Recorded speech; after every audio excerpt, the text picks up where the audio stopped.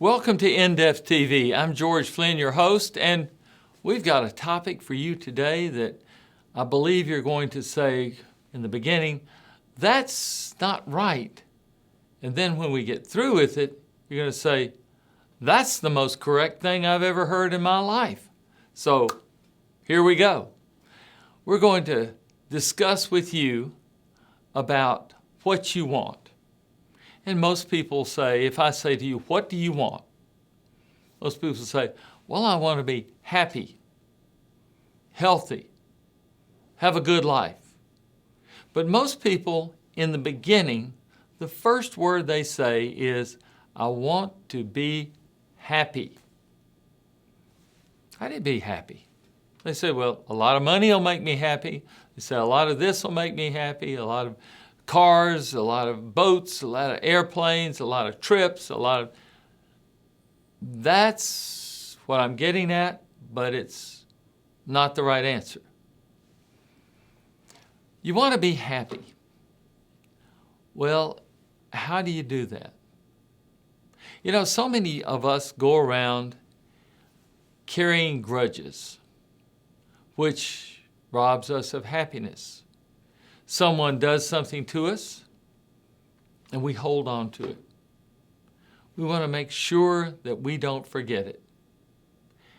And we won't let ourselves forget it. We take up useful brain energy and brain cells remembering that hurt or that slight, that downright, well, we might call it, in quotes, a knife in the back. We have to hold on to those things for some reason. We seem to. Well, I'm going to talk about something that might seem ridiculous, but then again, maybe it's the smartest way. Because if it's keeping you from being happy, then we might find a way around that or over it or through it. And that's what I would like to talk to you about. Happiness, how you can be happy. And all of these people that have done things to you, or you're holding that memory of those things, all these things, they've embarrassed you, or they've made you look small, or they've done something to you to harm you, usually emotionally. What do we do? What's the answer? Well, holding on to that grudge, and I've heard this illustration, is like sitting on a cactus. I heard this illustration the other day. You sit down on a cactus, and you know a cactus has prickly things in its spines, and you sit on the cactus, but you not only sit on the cactus and you don't get up because you're holding on to these things, these memories that, if you really look at it, are very painful to you. Very painful. But you're sitting on the cactus, and every time you think about one of these things, it's like jumping up and down on that cactus, and just the thought of it hurts, but it's driving the little needles deeper and deeper and deeper. And they're in your brain, and you say, man, I feel bad when I think about that. So what could possibly be the answer? Years of psychotherapy or some kind of work to do this? Well, when you're trying to break a habit, there are a couple of ways you can do it. Either you can go to the pleasure side of things, or you can avoid the painful side of things. Now, most of us have been brought up to avoid pain. As a matter of fact, some ways of stopping smoking or stopping doing something bad, you put a rubber band, a thick rubber band around your wrist. Then every time you think of smoking or every time you think of doing something, you pop the rubber band. And it's annoying to the point that you learn whenever you think about that, you're associated with pain. And so all of a sudden you either quit thinking about it or you or you stop doing it, like stop smoking, stop thinking about it. It may take a little while, but if you associate it with pain long enough, you'll quit thinking about it because you avoid pain and you seek pleasure. Now, we're seeking happiness. So how do we avoid this pain of the remembrance of this incident? You can think about an incident right now, one that every time you think about it makes you feel bad. Every time you think about what you did or what someone did to you and the way you responded to it, then it causes you to feel bad. It doesn't necessarily have to be something that they did. It could be your response. Somebody may have cut you off in traffic and you rolled down your window and yelled and screamed, but it was your response to it. That could have upset you. Now, we've got all of these things in our head. Everybody has them. Everybody has these slights and these hurts and these, it's part of life. So if you've experienced any of life, you have some of this. How do you get rid of it? What do you do?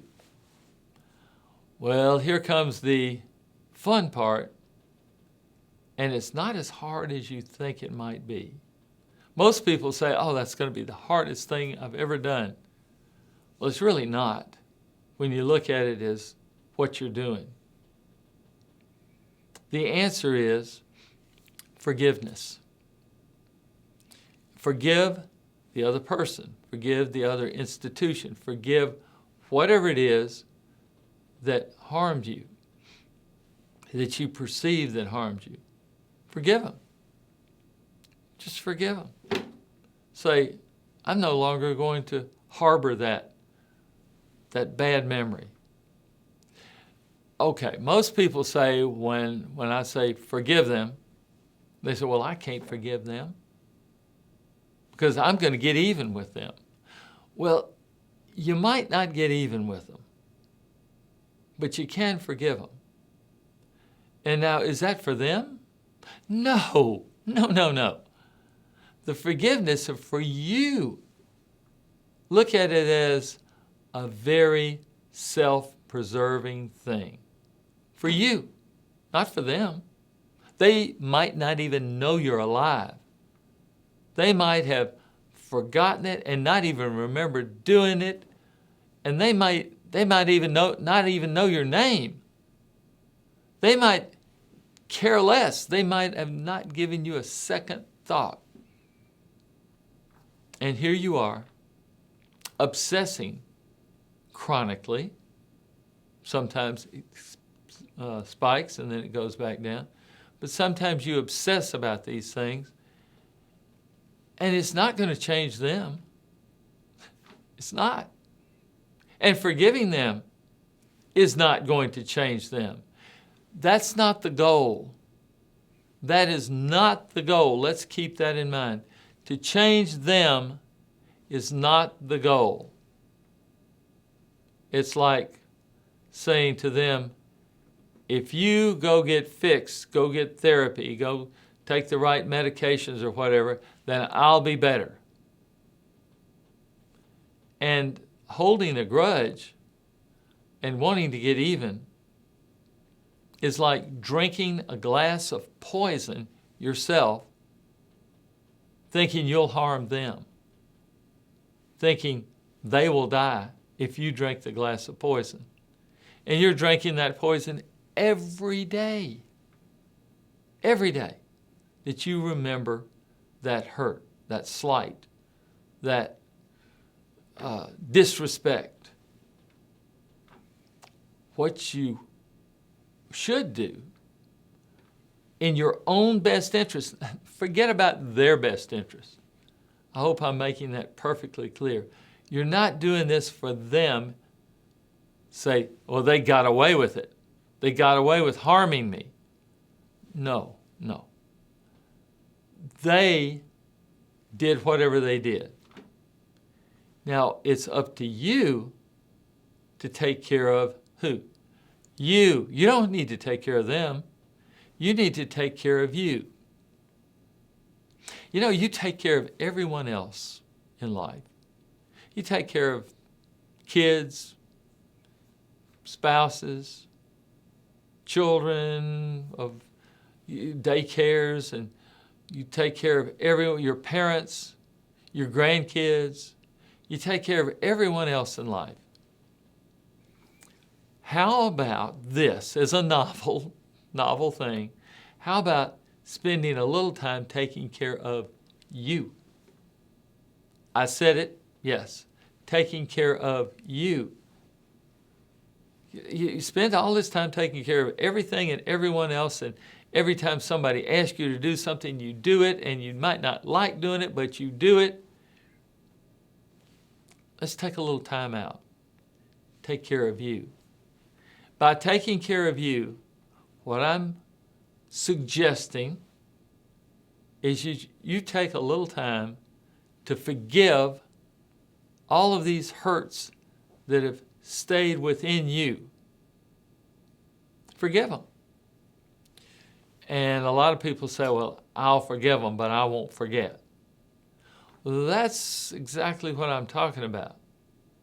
Forgive them to the point you forget. This is one time you want to be forgetful. You want to forget that. And you say, well, if I forget it, they might do it to me again.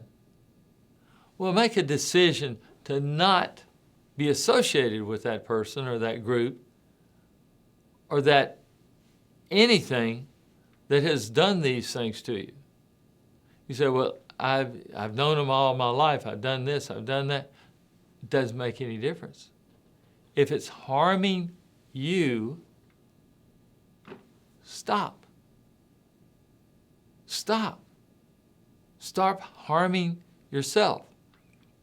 Because it's all in your head that's happening. Remember, we suggested that the other person doesn't even know you exist, or doesn't know that they've harmed you, or doesn't know that they've offended you. Now, true, you can go to them and say, you harmed me, and expect an apology. You might get an apology and you might not. But that's not the answer. The answer is for you in your own mind, taking care of your own brain up here, taking care of it. Forgive these hurts. Why would you nurture a hurtful thought? Why would you hold on to it? It just affects your disposition. It affects your life. Why ruin your life over several slights or several offenses that have come up? Why ruin your life over them when the other people, they don't even remember it, or they might even know you exist? Think about it. It's time for you to forgive it. And I don't mean just say, I forgive, I forgive, I forgive. You know, you can do that if you want. I'm talking about truly, in your mind, forgive and forget. That doesn't mean you have to continue doing the things that harmed you, but forgive and just clear your mind of it so that you can get on with the business of your happy life. It's your life. You get to choose. Make it happy. Don't choose anger and bitterness. Choose to be happy by forgiving other people. And remember, you've been forgiven. Go ahead, pass it on. Forgive others. I'm George Flynn. Thank you for watching. We'll see you next time.